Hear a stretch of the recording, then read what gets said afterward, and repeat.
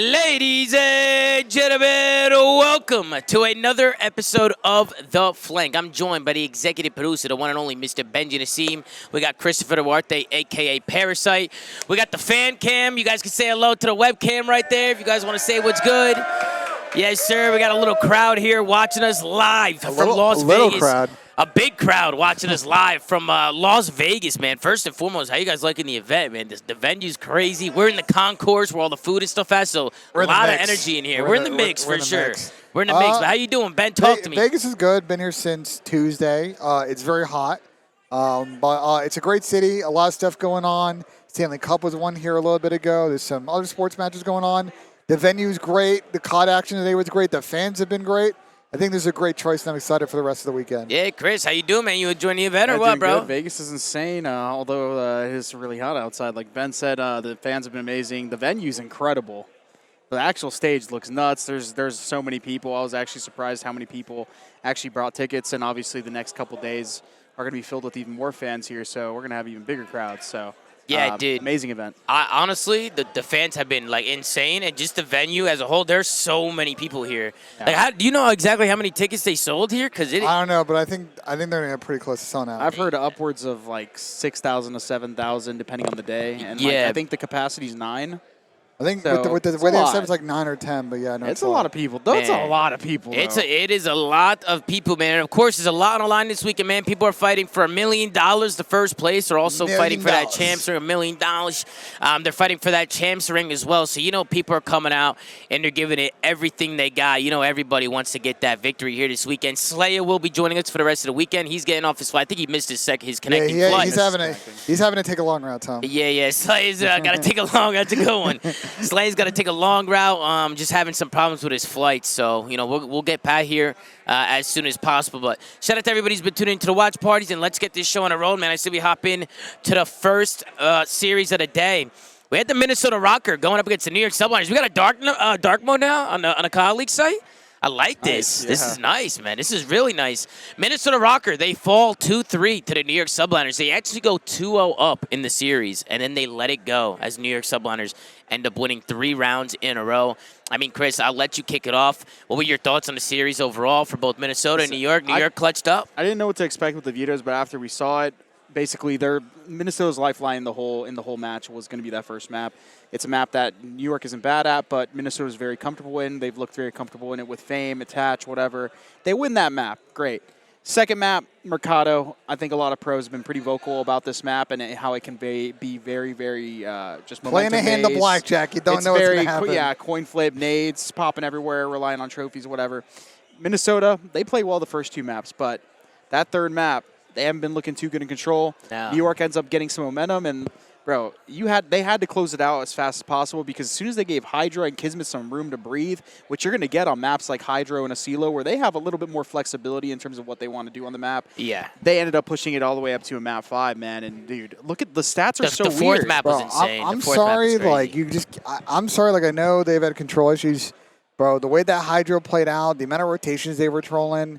It's unacceptable to score 66 points in that. And they still had a chance game 5 and a couple of decisions they made at the end of that map, especially the Ben Vance decision he made in that, what was it, 3v3?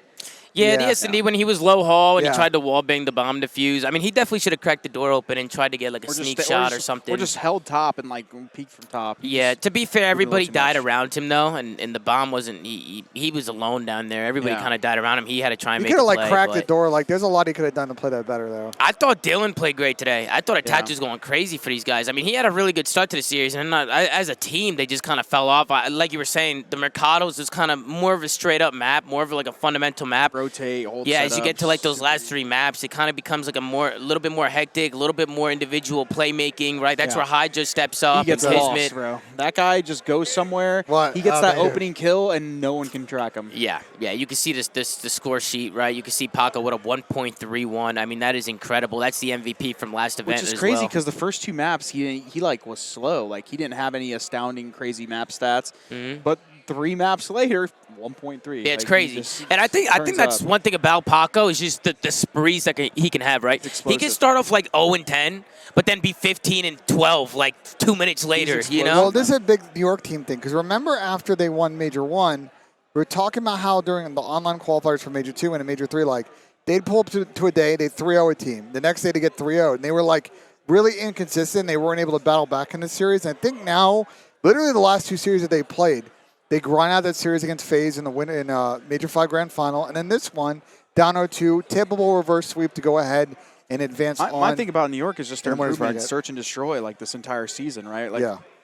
we're at champs, so we can talk about, like, their season as a whole. These guys were notorious for being a, like, strictly respawn-like team. Yeah. They had that stint where I think Major 2-ish, Major 3-ish, they were just where really that poor. headset, bro? Where the other Is one? this headset yeah, just that dog one looks shit? fugazi, bro. That one's the thing is falling, and we don't got I think that headset might be getting replaced. Anyway, so Yeah, there they you just go. had Much that better. stint where they were just terrible at search, but ever since then, like, look at their major run that they ended up winning. They pretty much dominated the search and destroy. Yeah, they lost one. Mercado, who cares? Mm-hmm. But that hotel looked very convincing for the most part. Oh, yeah. Yeah, I mean, we know what New York Subliners could do. They're defending champs. They're the only people – well, they're defending champs from last event. Obviously not the defending world champs like LA Thieves, who fell to Toronto, which we'll get to. But I thought New York looked good the last 3 maps. I thought they looked like themselves, and then they started off a little slow. But congratulations to the New York Subliners. We'll obviously take a look at their next matchup at the end of it, but I say we hop in to the next one. Unless you got any more final thoughts, Ben. You got any more final thoughts? I mean, I think we all thought New York would win this series. I don't think we predicted a reverse sweep like this. I mean, it looked a little weird at first. I thought Minnesota Rokkr was going to make the upset. But I thought with the double Mercado, anything could happen in that situation. And good on the New York boys to battle back, win as expected, move on, and now the tournament begins. Yep, well, let's hop in to the next one. Ladies and gentlemen, we got Atlanta FaZe going up against the Seattle Surge. This one ended up being a 3-1 victory for Atlanta FaZe. Honestly, a pretty comfortable series, in my opinion, for Atlanta FaZe. It didn't look like... I know Seattle kind of pushed them in the control. They swept them into control. But everything else, and they had a pretty good start to that 4th map too. Seattle started well. I believe it was a fortress? Yeah, it was an El Bagro fortress where Seattle kind of came off to a hot start. But the second rotation, Seattle just couldn't hold a hard point. They got ran. Tom, I think the issue with this matchup now, like these teams battled hard last season, and the beginning of this season. But I think the skill differential is starting to show in this matchup. Pred can only carry so far. I would say Pred and Dante, but I'm going to be real about Dante. I don't think he's played great the last couple of months. It's just... I don't think anybody has but AG. But AG, really. I think the other 3 have definitely struggled at times. Lamar had a real tough series, but, I mean, I thought map 1 was really clinical from FaZe. They won the S&D pretty clean. It was looking like a 3-0. And Seattle made it interesting. They had some fight. I think Clay made a good point. Like, they had their gloves up. They gave it a try. But this is definitely... I think... This matchup used to be a banger. It's really not anymore. It used to be a banger when Sib and Pred were both frying, and I think that kind of just made it so that Mac and Lamar kind of had a little bit more breathing room. But, like, you can see here when Pred and Sib both aren't playing, like, very superior, like, dude, Lamar's just getting battered, bruised. I mean, I'm going to say straight up, I mean, it's a culture problem with these guys. They've lost their culture. I think it all started, too, when maybe the AG, the OpTic rumors were maybe going on. Listen, I don't care what they say, right? The players are always going to say, it's business, we understand, OpTic offer, whatever, like, we get it. Listen, man, we always know there's always a little bit of problems when a player is looking to leave the team and try and go elsewhere, especially for somebody like AG where, you know, it's a dream for him to go to that team. He really wants to play for that team. He said that before. But here's my problem, Tom, is it's not like AG's playing worse since then, right? It's not like he's, like, tanking. It's the other players haven't stepped up. And to be honest, my biggest problem with Seattle is they just have not gotten better at search. They're not going to do anything. They've become a better search team. They didn't look like they could match FaZe at all in this Embassy S&D. They played a couple of close ones earlier on in the year. You remember, like, the OpTic Major, for example. But since then, like...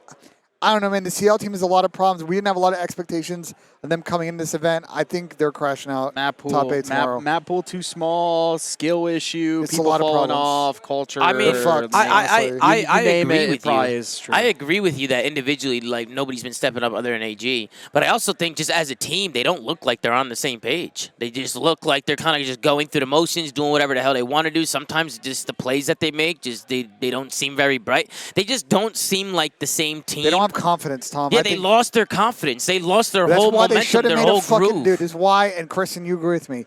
Bro, they should have made a roster change like weeks ago. They didn't before the major. They weren't going to make it before this one.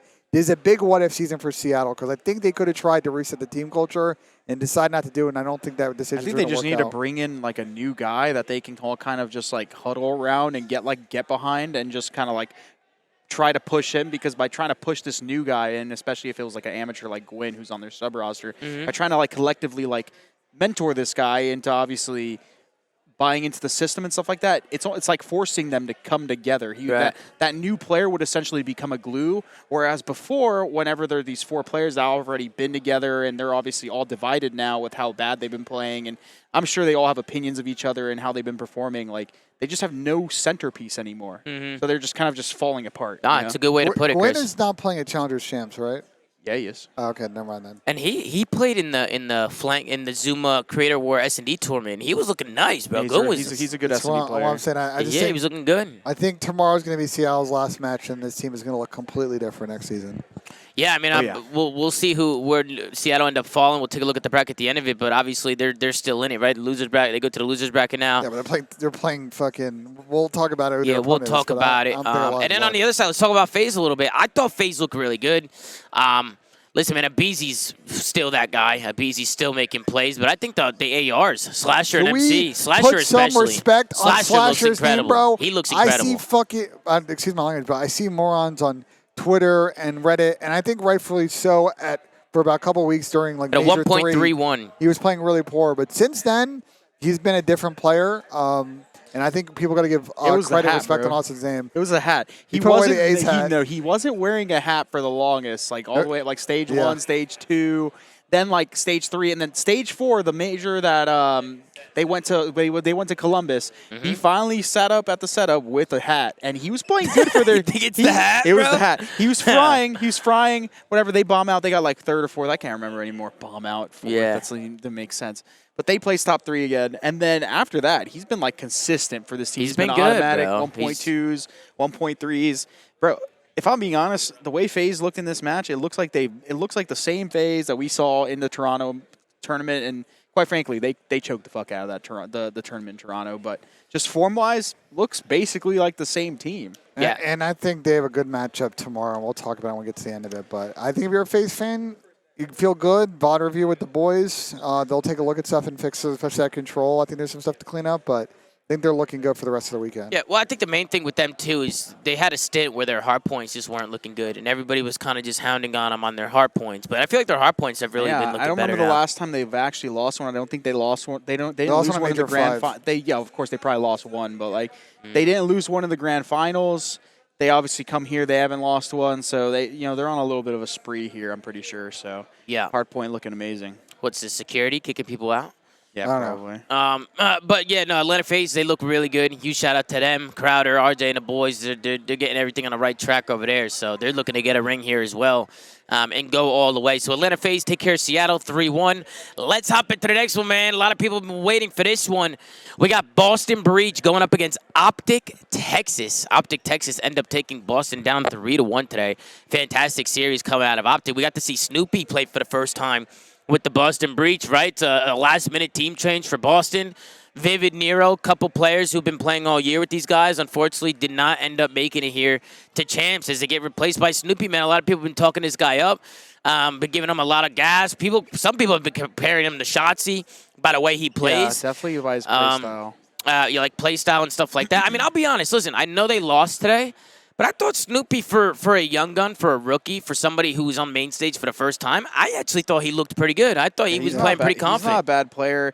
It's kind of like the same thing that we said with Kremp when Kremp got initially replaced. We looked at Kremp from the eye test, and we knew he was like pretty good. But yeah, the thing with this Boston team is just look at these stats, bro. These guys just have zero direction. I feel like these guys just don't have any team culture. No, they don't. And it seems like in game, these guys just get lost in the moment. Well, their comms are horrible. I'll be honest, their comms are terrible. But they're still having maps where they're out slaying and losing, and it happens consistently. Bro, it's like unacceptable. Unacceptable at champs the way it's happening to them. These guys are skilled and talented, but they play a more disciplined team and they crack. And it's going to be the story of their year. Like, I agree, Snoopy played good in this one. You look at the KDs. Big Wig started off with, like, on map 4, it was like 12-2 or some shit. But they were still losing. They were trolling P3s, trolling P4s. Like, they ended up getting a little bit closer at the end as OpTic kind of managed the game. But I thought this was a pretty comfortable victory. All things considered for OpTic, the only thing I will say, it was comfortable for OpTic. The Mercado search for them has been a little bit iffy. I wonder if they're going to play it the rest of the weekend because they didn't look super comfortable on that map. But I like what they saw from the respawns. Considering the last time we saw them, how poor they were in respawns, they looked much better in this series. To be fair, that S&D, they were losing a lot of like they were like getting put in a lot of like 1v1s or like they were just like rounds that like one small like adjustment could have gone either way.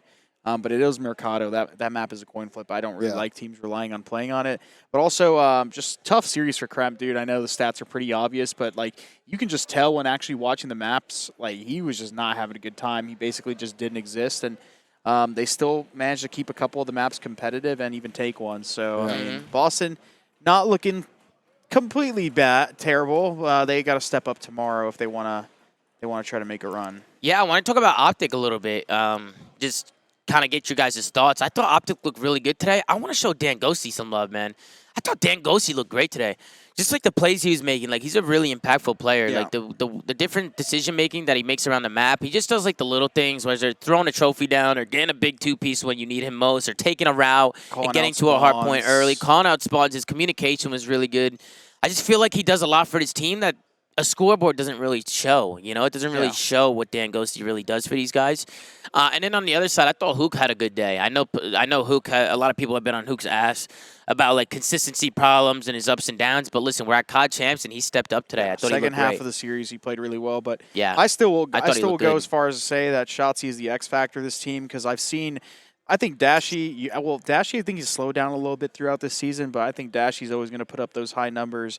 I think they've shown they can win and take tournaments far, even if Dan is not performing statistically, because I think all the stuff outside of his statistical performances carries him forward. But I think we just need to see Shotzzy. He needs to be him. He's got a lot of pressure on his shoulders as much as people want. He played but he needs to be consistent. He needs to be that guy. When that guy is moving, I think Trey said on the couch earlier best. He's one of the few SMG players that doesn't need an AR looking over him to like create space. Like he just that one play in S&D when the sniper was looking at the cross on Mercado and he got snuck up. His movement, his positioning, and decision making a lot of time, it just absolutely can carry a team and make it so that his teammates just have such an easier time, and he needs to do that for the entirety of the tournament. And I do agree there's a lot of pressure on the guy. You know what I mean? He's the face. He's the face of the team. He's the captain of the team. Even Clay said it. Clay did a fantastic job in the analyst desk today, by the way. He did a great job. But, I mean, Shotzzy's got a lot of pressure on his shoulders. And listen, bro, I think he's been handling the pressure good, man. I think Shotzzy's going to continue to do his thing. Regardless of what you see in the scoreboard sometimes, I think just playing against him, he's a difficult kill. He's annoying to play against, whether or not he's getting kills or not. But I definitely agree that if Shotzzy's playing at his A game and he's picking up kills, I mean, this team is going to be hard to beat. This is a good warm-up match for OpTic, good VOD review, but they're going to get a step-up in opponent. There's no disrespect to Boston. I just think, and we'll get to their, they're going to play New York, obviously. I think that's just another tier above in terms of team caliber. Yep, 100%. I agree. I'm excited to watch OpTic play through the rest of this tournament. I think they're gonna be a really fun team to watch. But let's hop into the last and final series of the day before we give our predictions tomorrow and take a look at the schedule. But we got the Los Angeles Thieves going up against the Toronto Ultra. This was an absolute banger. This one went all the way down to a map number 5, which I called it, man. I called it before the series. I said, I don't know what it is. Just feel like this one's going all the way to a map 5. Just feel like both of these teams are kind of head-to-head right now. You just never know what you're going to get out of them. But at their ceilings, they're both really, really good teams. Take a look at the score sheet here. I know for you guys, Kenny was really that one guy right there, that anomaly that you guys feel like when Kenny's stepping up in the respawns, LA Thieves just look like that much better of a team. And he stepped up in the control, but I think it was, the hard points where he kind of struggled here? Yeah, it just wasn't enough, bro. Like, I think Toronto had a rough series, too. I think Ken obviously needs to step up. I think we got to start talking about Draza and the S&D versus hardpoint and control thing, because they did the same problem last major. He was really good in search. Guy's a great search player, but the respawn since day one had been a little bit iffy with him, and he's super important the way they execute their team system. Yeah. There's his ability to get 2 or 3 pieces to bail out the aggressive plays you see like Envoy play. I know Envoy was Friday, but they need Draza to step up if they're going to get anywhere in this lose bracket. Yeah, I think he needs to just be a little bit more. I think he just needs to be a little more consistency to kind of give them that room when Kenny is playing pretty poor, because he has been. But yeah, whenever Kenny starts getting going, like these guys transform into another team, these guys honestly choke, though. I'm going to be honest. You think so? You think they choke? They had to put away that hard point. It was their pick. They started off really well. They had an opportunity later towards the end of the map, where they had rotation to P2. I think somebody, who was it? It was, I think, Octane. I can't remember who it was. Somebody on the Thieves was there alone. Nobody had support around them. They all died. And then they ended up getting flipped out and then streaked by Toronto and then closing it out through the front. They just they need to close out that map. It was everything. I thought Octane was keeping these guys. I mean, Envoy's been kicking up. Octane, I feel like Octane and Envoy have been really good for these guys, especially Envoy recently. I don't know what he's been eating, but that guy's been playing well. Even in 8s online, I've been watching him a little bit. He's been doing his thing. And then for me, on the other side, bro, Scrappy's incredible. He's a great player. I know we like to tease Scrappy a lot, and we like to cook each other and stuff. But, man, he's a good player, man. He's got a lot of confidence to him. He's got a lot of energy. And to come in and drop a 1.15 here at his first champs and take down LA Thieves, the only one positive on his team, almost 13,000 damage. Yeah, dude. I mean, he pulled out the sniper. I saw him pull out a sub. He was running a scar, attack, whatever you want to call it. I mean, this guy was literally just doing it all on the map. And I think right this guy, he had over 100 kills this year. Thieves choked. Look, like these score. Just looking at the scoreboard, like this should not have gone the way it did. Thieves choked. Toronto clutch up. They absolutely fried him the last map, but just that Fortress hardpoint was just everything. They needed to close it down. That map. Thieves they're both. I don't know, man. Both hardpoints are so odd, and Scrappy so is tragic. him. And then that last map, they just dominated from Toronto. Scrappy's gross. I'm really worried. Honestly, this is a banger series, but I actually don't know if coming out of it, this might be a controversial opinion. I don't feel as confident that Thieves loses bracket run, and I also don't feel super confident Toronto versus FaZe tomorrow. Because I still feel like at times in this series, Charlie was kind of along for the ride. Uh-huh. I thought Jamie had a couple of bad maps, and I feel like they're super reliant on Scrap just going big, and I don't know if that's really going to work against their opponent tomorrow. Yeah, I mean, we'll see what happens, but definitely just wanted to show Scrap some love because I feel like he deserves it, man. He's been playing insane. He's been really, really good for these guys. And I feel like Scrappy's I feel like a lot of people don't say this enough about him. I feel like people are always like, yeah, Scrappy's really talented and he gets a lot of kills and He's this a good and that. teammate. He's a great teammate, bro. He's a great teammate. Like he helps his team. I feel like people around him elevate. Like he elevates people around him, and just kind of helps them play the COD the right way. Like he fundamentally plays the game really well. So, yeah, shout out to Scrappy, man. Thought Scrappy looked really, really good today. Any final thoughts on any of the series as a whole, or Toronto LA Thieves? I mean, any final thoughts before we head into tomorrow's matches? Just Toronto, like Hicksy needs to kick up because, like, dude, listen, I get it. He does a lot of things right. 0.65, unacceptable. He's got to pick up the slaying department against better teams. He's got to kick it up. I get doing the intangibles. Doing the intangibles does not net you anything under than like a 0.8. If you're having a really rough series, maybe 0.7. But when you start getting down that 0.66 ranges, like you're getting Kentucky fried multiple maps, not even shooting back damage-wise. He wasn't really doing anything. They won. Take a fucking deep breath. You need to get back on your shit because he played really well at Toronto. So I know he has it in him to kind of like kick up a little bit. If Toronto want to make a run. So I mean, we're going to start taking a look at the schedule more. Just to continue my final thought on it, it's like, bro, they have played FaZe a lot, and they have not won a lot of hard points against them. And I think part of the reason is the sort of skill kind of differential to an extent with both teams. Skill issue. So I just think they need to. That's the one thing for Toronto. If they come up tomorrow and they're shooting pretty straight, it's going to be a real banger against FaZe, and they have a very good chance to advance on. If not, I could kind of see it going the way the two teams played last time they played at Major 5, I believe. Yep, let's hop in to the matches tomorrow, man. We got some bangers tomorrow. This is going to be a crazy day. We got Seattle Surge going up against LA Thieves. That's elimination round 1, so loser will be going home. Then another elimination round 1 between Boston and Minnesota. Another loser will be going home. And then we got Atlanta FaZe going up against Toronto Ultra in the winners round 2. Winner will go what, the top 3? You go to top 3 at that point?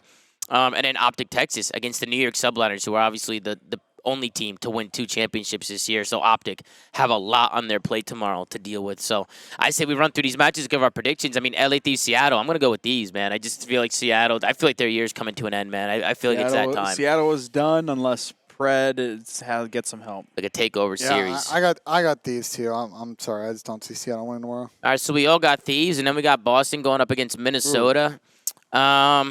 Yeah, I'm going to go with Minnesota. I feel like Minnesota just plays better COD. I think they're more fundamentally sound. I think they play the game the right way. I feel like Boston's still just like such a slay-heavy team, but that's it. That's all they really have in the chamber. I feel like they're just a team of individuals rather than a team as a whole, just trying to make the right plays and doing whatever they got to do on the map. I also know Minnesota's a very gritty team, so it might bother Boston a little bit, just being gritty, like playing super fundamentally sound. Like, the only way Boston come out and win this one, in my opinion, is if they just completely take over in the slaying department and they just body Minnesota. But, I mean, as long as Minnesota plays their game, I think Minnesota will win this one. Who do you think, Ben? You know, I was doing research when I was working on my predictions video this week, and I saw interesting in this matchup that Rokkr has not won a single control against Boston in Damn. 3 matchups. And that's such a swing mode, too. Control's such a But- swing mode, for But sure. here's the thing is, like, I feel like this goes 5. I trust Rokkr when I trust Boston. I feel like that's what we're going to get, and so I'm going to pick Minnesota. Yeah, I feel like Boston, I think, has had the upper hand against Rokkr throughout the season, but I feel like they've had, whenever they had more stable teams, that was true. And I feel like, listen, as much as I respect Boston for trying to make changes and trying to make improvements to their roster, I think they just jumped the gun a little too many times, and they've just made too many changes at this point. Yeah. They've had no team culture. They haven't even had time to build any team culture, considering how many changes they've had. And I don't think this is going to help them this series, as Minnesota will probably win it. Yep, and then so we all won Minnesota too. So we all went Thieves, all won Minnesota.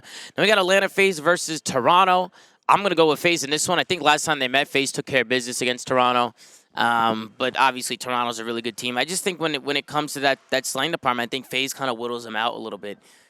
So I think if Toronto, they're gonna come out against FaZe, they're gonna have to step up that slaying department, kind of like what you were just talking about with Hixie.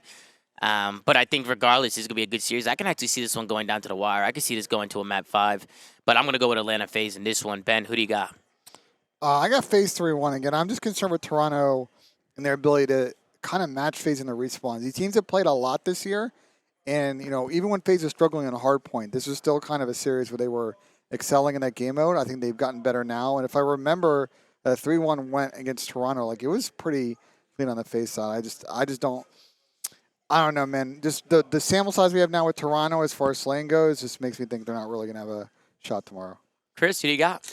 I got Thieves. They just look like they literally... FaZe or Toronto? Or FaZe or Thieves, Toronto? sorry. I said Thieves. FaZe. I got FaZe. FaZe just look like they're in the same form that they have been, you know, since the last major, where I think they choked. And all the points you guys have made pretty much just copy and paste, because FaZe just look like an unbelievable team right now, super well polished in every mode. If Toronto want a chance to win this, I think Hixie just can't shit the bed, and they need a big series out of Cleanix and Scrap. Mm-hmm. And then we got OpTic Texas going up against the New York Subliners. We're ending the day with this one. Listen, I'm going to be honest, man. I know there's a lot of green wallers in here, man. You know, I got nothing but love for y'all, but I just feel like New York is going to be too strong for them. They're obviously the only team to win 2 championships this year. I feel like if New York come out and play their A game, I don't know if OpTic's going to be able to take them down. I really don't know. I feel like Paco's been on his bullshit. I think a lot of it comes down to the ARs on New York. Like, if P-Dog and Skies have a good series, I could see them winning this. But if not, I can see OpTic taking it. Funny you mentioned that, because like when I was, well, I'll give my predictions. I'm already talking. Pretty much, I have Subliners winning it just because I feel like they've been the more consistent team. Recency bias, of course. But ARs, I'm on the side of OpTic. It's the key factor even for OpTic. Yeah. Dashy, great player, amazing player. He has not been the Mr. Himothy Dashy for a bit. He's been playing pretty decent, but if you look at the stats of all of OpTic's series, like they're all pretty even. Not to say that you don't need anyone going mega positive. I think he needs to have a Dashy series where he just needs to fry, because I feel like Shotzi and Hook pressure alone can match the pressure of Hydra and Kismet, even if they might be going for blow for kills. But Dashy needs to have an impactful series where he's just like slaying and taking those subs out of the game, or taking their ARs out of the game from long range positions. He needs to have a series if they want to win this. Yeah, I mean, Ben, what do you think? Do you think OpTic could take down New York tomorrow, or what, man? I got OpTic 3-1, but if this goes 5, I got New York. I just feel like if OpTic play the hardpoint game they had today, it's a similar situation to like the New York FaZe thing, which is as long as they don't let New York just kind of take over the searches and grind this out to 5, then they got a chance to really kind of showcase. I think their speed's going to be a problem for New York. And we've seen at times that Kiz and Preston, as icy as they've been now for the last couple of weeks, you know, they are prone to bad maps, and it's really tough to play against OpTic when they get going. I mean, regardless, I think that series can go either way. I think any of these series can go either way. I mean, we're at COD champs.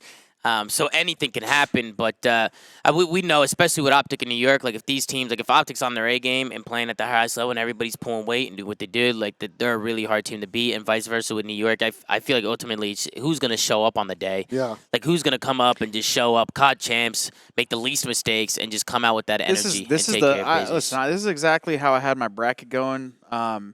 This is the biggest match of the tournament for OpTic. Yeah. They win this. They have a chance at making that grand finals, as they would, based on the predictions, they would play FaZe, which usually they fry FaZe, point blank period.